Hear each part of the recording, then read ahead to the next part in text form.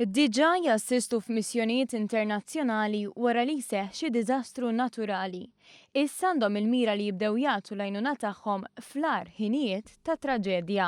Dawn huma l-SOS Malta u l-Malta Red Cross li għal-ewwel darba ngħaqdu flimkien biex b'sinerġija jaħdmu qatih sabiex jibdew jassistu f'missjonijiet anki internazzjonali waqt il-ħin tal-inċident.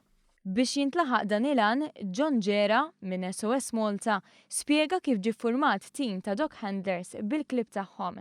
Dawn imbagħad bħal ferħ fajntu fiha ħadu sem f'numru ta' simulazzjonijiet.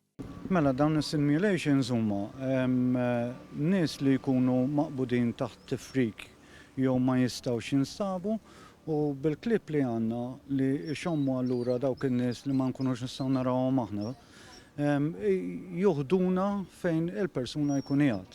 Dawn is-simulazzjonijiet ġabu flimkien professjonisti minn oqsma differenti. Eżerċissi bħal daw jgħinu ħafna għax inti tinduna fejn huma l-weaknesses tiegħek, fejn huma l-strongholds tiegħek, u ħafna drabi jkunu affarijiet żgħar li tkun qed timmissja. U attivitajiet bħal daw fejn wieħed ikun qed jaħdem flimkien jgħin ħafna biex anke ċertu sistemi nkun qed nidraw il xulxin.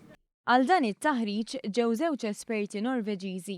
Jimolif Hansen, Norveġiż b'esperjenza f'diversi operazzjonijiet ta' salvataġġ madwar id-dinja, ġie Malta biex flimkien mal-kollega tiegħu jevalwa l-pożizzjoni tal-klib u l-handlers tagħhom Maltin.